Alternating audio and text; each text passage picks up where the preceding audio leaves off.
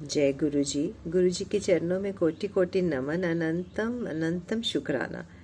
संगत जी, हमने कल फिनिश किया था अध्याय 25वां। आज हम शुरू कर रहे हैं 26वां अध्याय रुद्र संहिता का खंड 2। शुरू करते हैं, गुरु जी की आज्ञा ले लेते हैं। ओम नमः शिवाय, शिव जी सदा सहाय। ओम नमः शिवाय, गुरु जी सदा सहाय। आज हम इसमें क्या पढ़ेंगे ये देखते हैं। प्रयाग में समस्त महात्मा मुनियों द्वारा किए गए यज्ञ में दक्ष का भगवान शिव को तिरस्कार पूर्वक श्राप देना तथा नंदी द्वारा ब्राह्मण कुल को श्राप देना। भगवान शिव का नंदी को शांत करना। ब्रह्मा जी कहते हैं, हे नारद, पूर्व काल में समस्त महात्मा मुनि प्रयाग में एकत्रित हुए थे। वहां सम्मिलित हुए उन सब महात्माओं का विधि विधान से एक बहुत बड़ा यज्ञ हुआ। उस यज्ञ में सनकादि सिद्धगण, देवऋषि, प्रजापति, देवता तथा ब्रह्मा का साक्षात्कार करने वाले ज्ञानी भी पधारे थे। मैं भी मूर्तिमान महातेजस्वी निगमों और आगमों से युक्त हो सपरिवार वहां गया था। अनेक प्रकार के उत्सवों के साथ वहां उनका विचित्र समाज जुटा था। नाना शास्त्रों के संबंध में ज्ञान चर्चा एवं वाद विवाद हो रहे थे। मुने उसी अवसर पर सती तथा पारदर्शियों के साथ त्रिलोक हितकारी, सृष्टिकर्ता एवं सबके स्वामी भगवान रुद्र भी वहां आ पहुंचे। भगवान शिव को आया देख संपूर्ण देवताओं, सिद्धों तथा मुनियों ने और मैंने भी भक्ति भाव से उन्हें प्रणाम किया और उनकी स्तुति की। फिर शिव की आज्ञा पाकर सब लोग प्रसन्नता पूर्वक यथास्थान बैठ गए। भगवान का दर्शन पाकर सब लोग संतुष्ट थे और अपने सौभाग्य की सराहना करते थे। इसी बीच में प्रजापतियों के भी पति प्रभु दक्ष, जो बड़े तेजस्वी थे, अकस्मात घूमते हुए प्रसन्नता पूर्वक वहां आए। वे मुझे प्रणाम करके मेरी आज्ञा लेकर वहां बैठे। दक्ष उन दिनों समस्त ब्रह्मांड के अधिपति बनाए गए थे, अतएव सबके द्वारा सम्माननीय थे। परंतु अपने इस गौरवपूर्ण पद को लेकर उन्हें उनके मन में बड़ा अहंकार था, क्योंकि वे तत्व ज्ञान से शून्य थे। उस समय समस्त देव ऋषियों ने नतमस्तक हो स्तुति और प्रणाम के द्वारा दोनों हाथ जोड़कर उत्तम तेजस्वी दक्ष का आदर सत्कार किया। परंतु जो नाना प्रकार के लीला विहार करने वाले सबके स्वामी और उत्कृष्ट लीलाकारी स्वतंत्र परमेश्वर है, उन महेश्वर ने उस समय दक्ष को मस्तक नहीं झुकाया।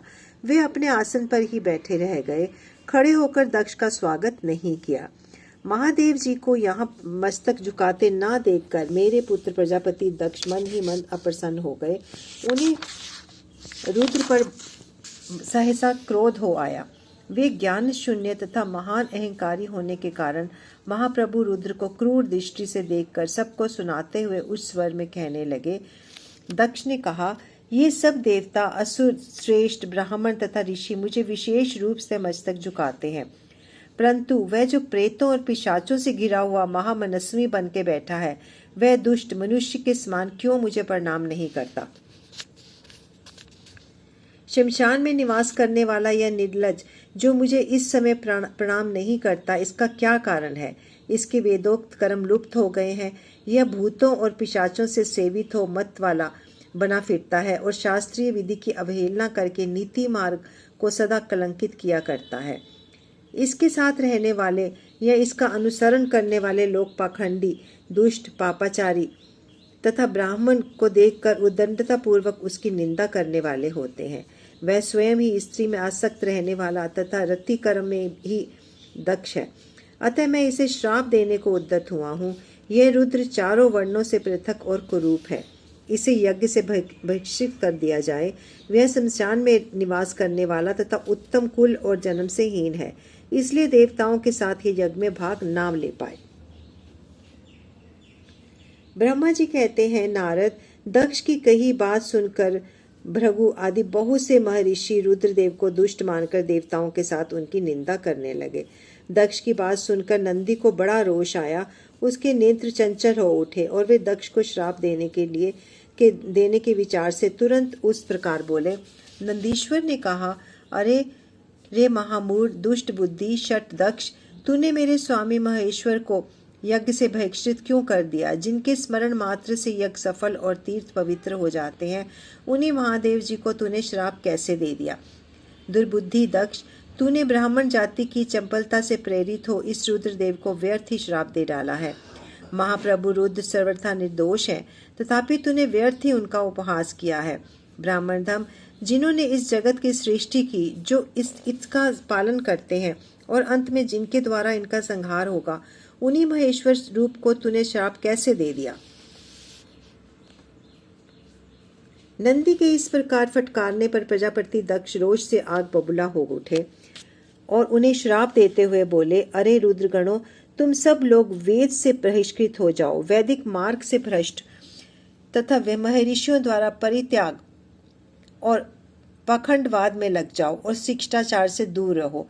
सिर पर जटा और शरीर में भस्म एवं हड्डियों के आभूषण धारण करके मद्यपान में आसक्त रहो। जब दक्ष ने शिव के पार्षदों को इस प्रकार श्राप दे दिया, तब उस श्राप को सुनकर शिव के प्रिय भक्त नंदी अत्यंत रोष के वशीभूत हो गए। शिलाद पुत्र नंदी भगवान शिव के प्रिय पार्षद और तेजस्वी हैं। वे गर्व से भरे हुए महादुष्ट दक्ष को तत्काल इस प्रकार उत्तर देने लगे, अरे शठ दुर्बुद्धि दक्ष, तूने शिव के तत्व का बिल्कुल ज्ञान नहीं है, अतः तूने शिव के पार्षदों को व्यर्थ ही श्राप दिया है। अहंकारी दक्ष, जिनके चित्त में दुष्टता भरी है, उन भृगु आदि ने भी ब्राह्मण तत्व के अभिमान में आकर महाप्रभु महेश्वर का उपहास किया है। अतः यहाँ जो भगवान रुद्र से विमुख तुझ जैसे दुष्ट ब्राह्मण विद्यमान है, उनको मैं अपना रुद्र चेज के प्रभाव से ही श्राप दे रहा हूँ। तुझ जैसे ब्राह्मण कर्म फल के प्रशंसक वेदवाद में फंसकर वेद के तत्व ज्ञान से शून्य हो जाएं। वे ब्राह्मण सदा भोगों में तन्मय रहकर स्वर्ग को भी सबसे बड़ा पुरुषार्थ मानते हुए स्वर्ग से बढ़कर दूसरी कोई वस्तु नहीं है ऐसा कहते रहे तथा क्रोध लोभ मोह मद से युक्त हो निर्लज भिक्षुक बने रहे। कितने ही ब्राह्मण वेद मार्ग को सामने रखकर शूद्रों का यज्ञ कराने वाले और दरिद्र होंगे तथा दान लेने में ही लगे रहेंगे। दूषित दान ग्रहण करके कारण वे सबके सब नरकगामी होंगे। दक्ष, उनमें से कुछ ब्राह्मण जो ब्रह्म राक्षस भी होंगे, जो परमेश्वर शिव को सामान्य देवता समझकर उनसे द्रोह करता है, वह दुष्ट बुद्धि वाला प्रजापति दक्ष तत्व ज्ञान से विमुख हो जाए। यह विषय सुख की इच्छा से कामना रूपी कपट से युक्त धर्म वाले गृहस्थ आश्रम में आसक्त रहकर कर्म कांड का तथा कर्म फल की प्रशंसा करने वाले सनातन वेदवाद का भी विस्तार करता रहे। इसका आनंददायी मुख नष्ट हो जाए, यह आत्मज्ञान को भूलकर पशु के समान हो जाए तथा यह दक्ष कर्म भ्रष्ट हो शीघ्र ही बकरे के मुख से युक्त हो जाए। इस प्रकार कुपित हुए नंदी ने जब ब्राह्मणों को तथा दक्ष ने महादेव जी को श्राप दिया, तब वहां महान हाहाकार मच गया। नारद, मैं वेदों का प्रतिपादक होने के कारण शिव तत्व को जानता हूँ, इसलिए दक्ष का वह श्राप सुनकर मैं बारंबार उनकी तथा भृगु आदि ब्राह्मणों की निंदा की। सदाशिव महादेव जी की भी नंदी की यह बात सुनकर हंसते हुए मधुर वाणी में बोले।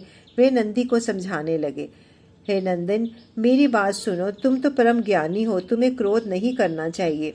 तुमने भ्रम से यह समझकर मुझे श्राप दिया गया, व्यर्थ ही ब्राह्मण कुल को श्राप दे डाला। वास्तव में मुझे किसी का श्राप छू भी नहीं सकता, अतः तुम्हें उत्तेजित नहीं होना चाहिए। वेद मंत्राक्षरमय और सूक्ष्ममय है, उनके प्रत्येक सूक्ष्म में समस्त देहधारियों के आत्मा परमात्मा प्रतिष्ठित है, अतः उन मंत्रों के ज्ञाता नित्य आत्मवेता है। इसलिए तुम रोषवश उन्हें श्राप ना दो। किसी की बुद्धि कितनी ही दूषित क्यों ना हो, वह कभी वेदों को श्राप नहीं दे सकता। इस समय मुझे श्राप नहीं मिला है, इस बात को तुम्हें ठीक ठाक समझना चाहिए। महामते, तुम सनातन सिद्धों को भी तत्व ज्ञान का उपदेश देने वाले हो, अतः शांत हो जाओ। मैं ही यज्ञ हूँ, मैं ही यज्ञ कर्म हूँ, यज्ञों के अंगभूत समस्त उपकरण भी मैं ही हूँ। यज्ञ की आत्मा मैं हूँ, यज्ञ परायण यजमान भी मैं हूँ और यज्ञ से बहिष्कृत भी मैं ही हूँ। यह कौन, तुम कौन और ये कौन, वास्तव में सब मैं ही हूँ। तुम अपनी बुद्धि से इस बात का विचार करो। तुम ब्राह्मणों को व्यर्थ ही श्राप दिया है। महामते नंदिन, तुम तत्व ज्ञान के द्वारा प्रपंच रचना का बाध्य करके आत्मनिष्ठ ज्ञानी एवं क्रोध आदि से शून्य हो जाओ। ब्रह्मा जी कहते हैं, नारद, भगवान शंभु के इस प्रकार समझाने पर नंदीश्वर विवेक परायण हो क्रोध रहित एवं शांत हो गए। भगवान शिव भी अपने प्राण प्रिय पार्षद नंदी को शीघ्र ही तत्व का बोध कराकर प्रथम गणों के साथ वहां से प्रसन्नता पूर्वक अपने स्थान को चल दिए। इधर रोषावेश से युक्त दक्ष भी ब्राह्मणों से घिरे हुए अपने स्थान को लौट गए, परंतु उनका चित्त श्री शिवद्रोह में ही तत्पर था।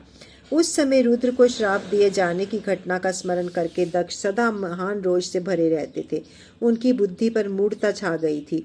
वे शिव के प्रति श्रद्धा को त्याग कर शिव पूजकों की निंदा करने लगे। तात नारद, इस प्रकार परमात्मा शंभु के साथ दुर्व्यवहार करके दक्ष ने अपनी जिस दुष्ट बुद्धि का परिचय दिया था वह मैं तुम्हें बता दी। अब तुम उसकी पराकाष्ठा को पहुंची हुई दुर्बुद्धि का वृतांत सुनो, मैं तुम्हें बता रहा हूँ। अध्याय 26वां और 27वां अध्याय शुरू करते हैं संगत जी। दक्ष के द्वारा महान यज्ञ का आयोजन, उसमें ब्रह्मा विष्णु और देवताओं और ऋषियों का आगमन, दक्ष का सबका सत्कार, यज्ञ का आरंभ, दधीची द्वारा भगवान शिव को बुलाने का अनुरोध और दक्ष के विरोध करने पर शिव भक्तों का वहां से निकल जाना। ब्रह्मा जी कहते हैं, नारद, एक समय दक्ष ने बहुत बड़े यज्ञ का आरंभ किया। उस यज्ञ की दीक्षा लेकर उन्होंने उस समय समस्त देवऋषियों, महर्षियों और देवताओं को बुलाया।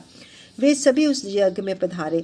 अगस्त्य, कश्यप, अत्रि, वामदेव, भृगु, दधीची, भगवान व्यास, भारद्वाज, गौतम, पैल, पराशर, गर्ग, भार्गव, ककुश, सित, सुमंतु, त्रंग, कंक और वैशंपायन, ये तथा दूसरे बहुसंख्यक मुनि अपने स्त्री पुत्रों को साथ लेकर मेरे पुत्र दक्ष के यज्ञ में हर्षपूर्वक सम्मिलित हुए थे। इनके सिवा समस्त देवगण, महान अभ्युदयशाली लोकपालगण और सभी उपदेवता उनके उपकारक सैन्य शक्ति के साथ वहां पधारे थे। दक्ष ने प्रार्थना करके सदल बल मुझ विश्व श्रेष्ठा ब्रह्मा को भी सत्यलोक से बुलवाया था।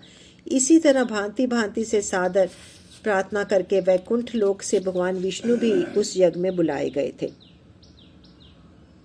शिवद्रोही दुरात्मा दक्ष ने उन सब का बड़ा सत्कार किया।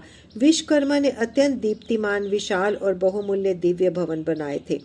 दक्ष ने वे ही भवन समागत अतिथियों को ठहरने के लिए दिए।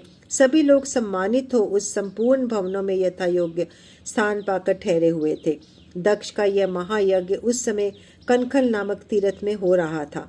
उसमें दक्ष ने भृगु आदि तपोधनों को त्रिविजय बनाया। संपूर्ण मूर्तगणों के साथ स्वयं भगवान विष्णु उनकी अधिष्ठाता थे।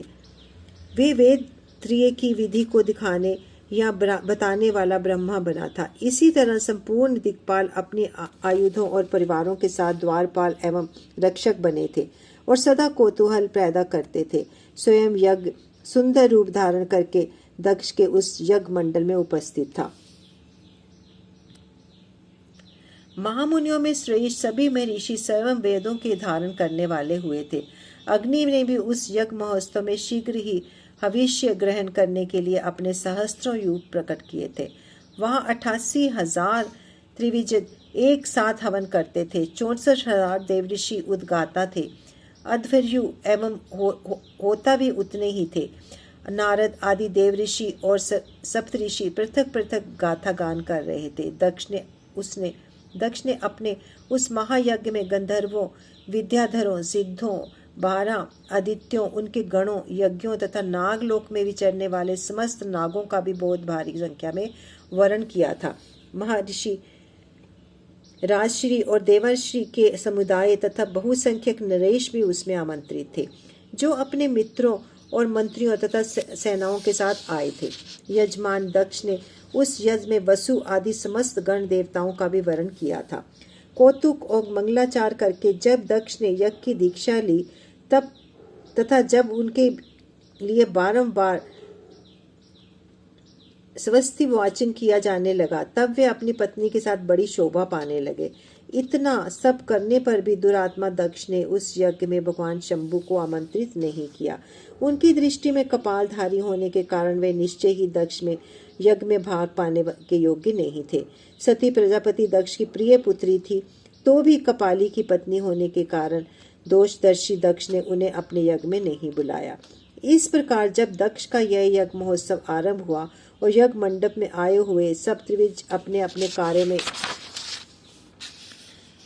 संलग्न हो गए, उस समय वहां भगवान शंकर को उपस्थित ना देख शिव भक्त दधीची का चित्त अत्यंत उद्विग्न हो उठा और वो यूं बोले, मुख्य मुख्य देवताओं तथा महर्षियों, आप सब लोग प्रशंसा पूर्वक मेरी बात सुने। इस यज्ञ महोत्सव में भगवान शंकर नहीं आए हैं, इसका क्या कारण है? यद्यपि ये देवेश्वर बड़े बड़े मुनि और लोकपाल यहाँ पधारे हैं, तथापि उस महात्मा पिनाक पानी शंकर के बिना यह यज्ञ अति शोभा नहीं पा रहा है। बड़े बड़े विद्वान कहते हैं कि मंगल में भगवान शिव की कृपा दृष्टि ही समस्त मंगल कार्य संपन्न होते हैं। जिनका ऐसा प्रभाव है, पुराण पुरुष वृषभध्वज परमेश्वर श्री नीलकंठ यहाँ क्यों नहीं दिखाई दे रहे हैं? दक्ष, जिनके संपर्क में आने पर अथवा जिनके स्वीकार कर लेने पर अमंगल भी अमंगल हो जाते हैं तथा जिनके 15 नेत्रों से देखे जाने पर बड़े बड़े नगर तत्काल मंगलमय हो जाते हैं, उनका इस यज्ञ में पदार्पण होना अत्यंत आवश्यक है। इसलिए तुम्हें स्वयं ही परमेश्वर शिव को यहाँ शीघ्र बुलाना चाहिए, अथवा ब्रह्मा, प्रभावशाली भगवान विष्णु, देवराज इंद्र, लोकपाल गणों, ब्राह्मणों और सिद्धों की सहायता से सर्वथा प्रयत्न करके इस समय यज्ञ की पूर्ति के लिए तुम्हें भगवान शंकर को यहाँ ले आना चाहिए। आप सब लोग इस स्थान पर जाएं, उस स्थान पर जाएं जहाँ महेश्वर देव विराजमान है। वहां से दक्ष नंदिनी सती के साथ भगवान शंभु को यहाँ तुरंत ले आए। देवेश्वरों, जगदम्बा सहित वे परमात्मा शिव यदि यहाँ आ गए तो उनसे सब कुछ पवित्र हो जाएगा। उनके स्मरण से, उनके नाम लेने से सारा कार्य पुण्यमय बन जाता है। अतः पूर्ण प्रयत्न करके भगवान वृषभध्वज को यहाँ ले आना चाहिए। भगवान शंकर के यहाँ पदार्पण करते ही यह यज्ञ पवित्र हो जाएगा, अन्यथा यह पूरा नहीं हो सकेगा। यह मैं सत्य कहता हूँ। दधीची का यह वचन सुनकर दुष्ट बुद्धि वाले मूढ़ दक्ष ने हंसते हुए रोष पूर्वक कहा, भगवान विष्णु संपूर्ण देवताओं के मूल हैं, जिनमें सनातन धर्म में प्रतिष्ठित हैं। जब इनको मैंने सादर बुला लिया है, तब इस यज्ञ कर्म में क्या कमी हो सकती है, जिनमें वेद, यज्ञ और नाना प्रकार के समस्त कर्म प्रतिष्ठित हैं। वे भगवान विष्णु तो यहाँ आ ही गए हैं। इनके सिवाय सत्य लोक से लोक पितामह हैं, ब्रह्मा वेदों, उपनिषदों और विविध आगमों के साथ यहाँ पधारे हैं। देवगणों के साथ स्वयं देवराज इंद्र भी शुभागमन हो चुका है तथा आप जैसे निष्पाप महर्षि भी यहाँ आ गए हैं। जो महर्षि यज्ञ में सम्मिलित होने के लिए योग्य, शांत और सुपात्र हैं, वेद और वेदार्थ के तत्व को जानने वाले हैं और दृढ़तापूर्वक व्रत का पालन करते हैं, वे सब स्वयं आप भी यहाँ जब पदार्पण कर चुके हैं, तब हमें यहाँ से युद्ध से क्या प्रयोजन है? विप्रवर, मैंने ब्रह्मा जी के कहने से ही अपनी कन्या रुद्र को ब्याह दी थी। वैसे मैं जानता हूँ हर कुलीन नहीं है, उनके न माता है न पिता है। वे भूतों, प्रेतों और पिशाचों के स्वामी हैं, अकेले रहते हैं। उनका अतिक्रमण करना दूसरों के लिए अत्यंत कठिन है। वे आत्म प्रशंसक, मूढ़, जड़, मौनी और ईशालु हैं। इस यज्ञ कर्म में बुलाए जाने के योग्य नहीं है, इसलिए मैंने उनको यहाँ नहीं बुलाया। अतः दधीची जी, आपको भी कभी ऐसी बात नहीं कहनी चाहिए। मेरी प्रार्थना है आप सब लोग मिलकर मेरे इस महान यज्ञ को सफल बनाएं। दक्ष की यह बात सुनकर दधीची ने समस्त देवताओं और मुनियों के सुनते हुए यह सारगर्भित बात कही। दधीची बोले, दक्ष, उन भगवान शिव के बिना यह महान यज्ञ अयज्ञ हो गया। अब यह यज्ञ कहलाने के योग्य ही नहीं रह गया। विशेषतः इस यज्ञ में तुम्हारा विनाश हो जाएगा। ऐसा कहकर दधीची दक्ष की यज्ञशाला से अकेले ही निकल पड़े और तुरंत अपने आश्रम को चल दिए। तदंतर जो मुख्य शिव भक्त तथा शिव के मत का अनुसरण करने वाले थे, वे भी दक्ष को वैसा ही श्राप देकर तुरंत वहां से निकले और अपने आश्रमों को चले गए। मुनिवर दधीची तथा दूसरे ऋषियों ने उस यज्ञ मंडप से निकल जाने पर दुष्ट बुद्धि शिवद्रोही दक्ष ने उन मुनियों को उपहास करते हुए कहा। दक्ष ने कहा, जिन्हें शिव ही प्रिय है, वे नाम मात्र के ब्राह्मण दधीची चले गए। उन्हीं के समान जो दूसरे थे, वे भी मेरी यज्ञशाला से निकल गए। यह बड़ी शुभ बात हुई। मुझे सदा यही अभीष्ट है। देवेश, देवताओं और मुनियों में सत्य कहता हूँ, जिनके चित्त की विचार शक्ति नष्ट हो गई है, जो मंद बुद्धि है और मिथ्यावाद में लगे हुए हैं, ऐसे वेद भक्षिष्ठ दुराचारी लोगों को यज्ञ कर्म में त्याग ही देना चाहिए। विष्णु आदि आप सब देवता और ब्राह्मण वेदवादी हैं, अतः मेरे इस यज्ञ को शीघ्र ही सफल बनाएं। ब्रह्मा जी कहते हैं, यज्ञ की यह बात सुनकर शिव की माया से मोहित हुए समस्त देवऋषि उस यज्ञ में देवताओं का पूजन और हवन करने लगे। मुनीश्वर नारद, इस प्रकार इस यज्ञ को जो श्राप मिला उसका वर्णन किया गया। अब यज्ञ के विध्वंस से की घटना को बताया जाता है, आदर पूर्वक सुनो। अध्याय 27 की समाप्ति। संगत जी, हम कल पढ़ेंगे अध्याय 28। अपने शिव पुराण के पाठ को हम यहीं पर विराम देते हैं और गुरु जी का नमन करते हुए मंत्र जाप कर लेते हैं। ओम नमः शिवाय, शिव जी सदा सहाय। ओम नमः शिवाय, गुरु जी सदा सहाय। जय गुरु जी, शुक्राना गुरु जी, लख लख सो बड़ी शुक्राना मेरे दाता। जय गुरु जी।